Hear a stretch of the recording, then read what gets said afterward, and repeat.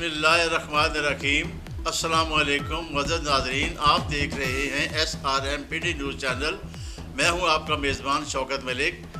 تو آپ سے درخواست ہے کہ نیوز بلٹن شروع کرنے سے پہلے آپ ہمارے چینل کو سبسکرائب کریں، لائک کریں اور بیل پر دبا دیں تاکہ میری آنے والی تمام ویڈیوز آپ تک پہنچتی رہیں۔ چلتے ہیں نیوز بلٹن کی طرف۔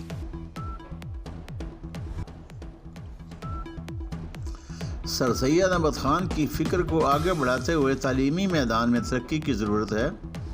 تعلیم کے ساتھ تربیت معاشرے کو بہتری کی جانب لے جا سکتی ہے، جس میں والدین اور اساتذہ کو مل کر کام کرنا ہوگا۔ سر سید احمد خان نے جدید تعلیم اور اسلامی تعلیمات دونوں کو ساتھ لے کر چلنے کا درس دیا تھا، جسے آج یہ قوم بھلا چکی ہے۔ ان خیالات کا اظہار سر سید احمد خان کے پڑپوتے سید احمد مسعود نے حسن ابدال کے نوائی علاقے اسلام پورہ لب میل میں سر سید گرلز کالج آف ایکسیلنسی کے افتتاح کے موقع پر خطاب کرتے ہوئے کیا۔ اس موقع پر دیگر مقررین میں معروف سائنسدان و سابق director AWC doctor Azhar Munir, سابق MPA اور صدر مسلم لیگ منزل راولپنڈی حاجی عمر فاروق، جماعت اسلامی کے رہنما اقبال خان، پاکستان پیپلز پارٹی کے رہنما سردار ذوالفقار حیات خان، علی اصغر امان، معروف سماجی شخصیت ڈاکٹر ملک شاہد، سابق چیئرمین یونین کونسل شاہیہ ملک عمران شوکت، فیاض خان تنولی، سردار جانی خان سمیت دیگر اہم شخصیات بھی موجود تھیں۔ صدر sir Syed educational foundation of Pakistan Tahir Durrani نے فاؤنڈیشن کے قیام اور تعلیمی میدان میں اس کی کامیابی کے حوالے سے بریفنگ دی، جبکہ پروجیکٹ ڈائریکٹر قاضی ظہور الحق نے سر سید فاؤنڈیشن کے مقاصد پر روشنی ڈالی۔ اس موقع پر خطاب کرتے ہوئے سید احمد خان اور دیگر مقررین نے کہا کہ دنیا کا مقابلہ کرنے کے لیے ہمیں جدید تعلیمی ذرائع کا استعمال کرتے ہوئے بچوں کو تیار کرنا ہوگا تاکہ وہ مستقبل کے چیلنجوں کا مقابلہ کر سکیں۔ انہوں نے کہا کہ سر سید احمد خان نے مسلمانوں کو دینی تعلیم اور دنیاوی تعلیم کو ساتھ ساتھ لے کر چلنے کا درس دیا تھا، جسے آج بحیثیت قوم ہم نے بھلا دیا ہے۔ انہوں نے کہا کہ ہماری بدقسمتی ہے کہ ہم نے تعلیم کے ساتھ تربیت پر کوئی کام نہیں کیا، جس کی وجہ سے ہماری موجودہ نسل میں تربیت کی کمی نظر آتی ہے، جس کے اساتذہ اور والدین دونوں ذمہ دار ہیں۔ مقررین نے سر سید ایجوکیشنل فاؤنڈیشن کی جانب سے بہترین تعلیمی نیٹ ورک کے قیام پر مبارکباد پیش کرتے ہوئے ان کی کاوشوں کو سراہا۔ آل پاکستان پرائیویٹ سکولز مینجمنٹ ایسوسی ایشن شمالی پنجاب کے صدر ابرار احمد خان، ڈویژنل صدر قاضی نور الحسن، ڈویژنل جنرل سیکرٹری عامر انور، ڈویژنل سینئر نائب صدر مشتاق حیدر، ضلعی صدر راولپنڈی ابرار احمد ایڈوکیٹ، ضلعی صدر پروفیسر شریف ساجد، ضلعی صدر تلہ گنگ وقار حیدر، تحصیل جنرل سیکرٹری عدنان نثار، ایڈیشنل سیکرٹری جنرل شاہد یوسف، ضلعی جنرل سیکرٹری آغا شہاب مقصود اور دیگر نے چیئرمین راولپنڈی تعلیمی بورڈ ڈاکٹر محمد عدنان خان کا شکریہ ادا کیا ہے کہ جن کی کوششوں کی بدولت آل پاکستان پرائیویٹ سکولز مینجمنٹ ایسوسی ایشن کے مطالبے پر پنجاب بورڈز چیئرمین کمیٹی نے کلاس نہم اور دہم کے داخلوں کی تاریخ میں سنگل فیس کے ساتھ 22 دسمبر تک توسیع کر دی ہے۔ اب طلباء و طالبات بغیر کسی جرمانے کے 22 دسمبر تک فیس جمع کروا سکیں گے، جبکہ ترمیمی شیڈول کے مطابق ڈبل فیس کے ساتھ داخلہ فیس جمع کروانے کی آخری تاریخ 23 دسمبر 2023 سے 5 جنوری 2024 مقرر کی گئی ہے اور 6 جنوری سے 13 جنوری 2024 تک 3 گنا فیس کے ساتھ داخلہ فارم ماہ فیس جمع کروانے کی تاریخ مقرر کی گئی ہے۔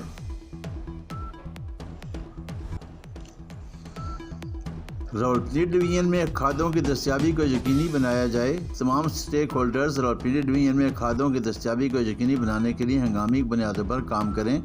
ان خیالات کا اظہار لیاقت علی چٹھا، کمشنر راولپنڈی ڈویژن نے کھاد ڈیلرز کے اجلاس کی صدارت کرتے ہوئے کیا۔ اجلاس میں سید شاہد افتخار بخاری، ڈائریکٹر زراعت توسیع Rawalpindi division, Sadia Bano, deputy director زراعت توسیع راولپنڈی اور دیگر افسران بھی موجود تھے۔ اجلاس میں راولپنڈی اضلاع کے تمام ڈپٹی کمشنرز اور ڈپٹی ڈائریکٹرز زراعت توسیع نے ویڈیو لنک کے ذریعے شرکت کی۔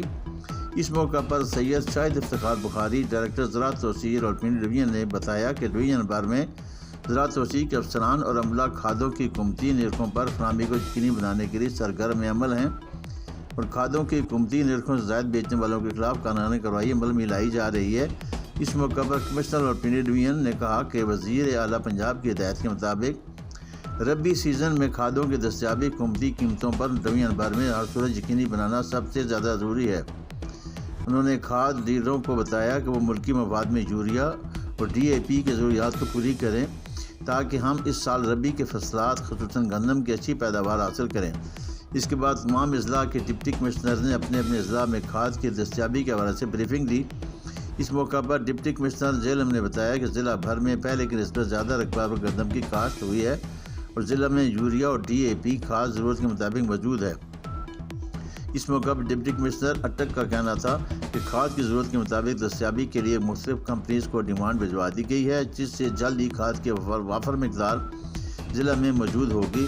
اس موقع پر ڈپٹی کمشنر چکوال نے کہا کہ ضلع انتظامیہ زراعت توسیع کے ساتھ مل کر حکومتی نرخوں پر کھادوں کی دستیابی کو یقینی بنا رہی ہے۔ صوبائی وزیر پرائمری اینڈ سیکنڈری ہیلتھ و بہبود آبادی پنجاب ڈاکٹر جمال ناصر نے اولی فیملی اسپتال کے قریب الاقصی پارک کا افتتاح کر دیا۔ افتتاحی تقریب میں کمشنر اور Pindi division Liaquat Ali Chattha, D G P H A Ahmad Hassan Ranjha, C E O district health authority Rawalpindi doctor Ejaz Khan سمیت دیگر محکموں کے افسران شریک ہوئے۔ پی ایچ اے حکام نے صوبائی وزیر کو پارک کے حوالے سے بریفنگ دی۔ اس موقع پر صوبائی وزیر ڈاکٹر جمال ناصر نے میڈیا سے گفتگو کرتے ہوئے کہا کہ شہر کو خوبصورت بنانے کے لیے ہر ممکن اقدامات کر رہے ہیں۔ شہر کے تمام پارکس کی حالت کو درست کرنے کے لیے پنجاب حکومت کو مراسلہ لکھ دیا ہے۔ شہر کے پارکوں کی اپ گریڈیشن کے لیے 10 کروڑ کی لاگت گرانٹ جلد مہیا کر دی جائے گی۔ پارکوں میں خواتین کے لیے مخصوص ٹائم ہوگا جس میں صرف خواتین پارک میں آ سکیں گی۔ صوبائی وزیر ڈاکٹر جمال ناصر نے کہا کہ میونسپل کارپوریشن کو پارکوں کی اپ گریڈیشن کی ہدایت کی جاتی ہے۔ نئی منصوبے کو بھی جلد حتمی شکل دی جائے گی۔ وزیر اعلیٰ سے بات ہو رہی ہے۔ شہر بھر کی خستہ حالت سڑکوں کی 2 جنوری سے تعمیر شروع کر دی جائے گی۔ زچہ بچہ اسپتال کو بھی پنجاب حکومت کے حوالے کرنے کے لیے اقدامات کر رہے ہیں۔ اس موقع پر کمشنر اور پنڈی لیاقت علی چٹھا نے میڈیا سے گفتگو کرتے ہوئے کہا کہ پی ایچ اے کی جانب سے شہر کے پارکوں کی تزئین اور رہائش کا سلسلہ جاری ہے۔ الاقصی پارک کی تزئین اور رہائش بھی اسی مہم کا حصہ ہے۔ پی ایچ اے کی جانب سے GOR1 میں 35 کنال پر پارک بنایا گیا ہے۔ پارکوں کے لیے 10 کروڑ روپے کی گرانٹ کے لیے وزیر اعلیٰ پنجاب کو کیس بھجوا دیا گیا ہے۔ پارکوں کی تزئین اور رہائش سے شہریوں کو تفریح کا سامان مہیا ہوگا۔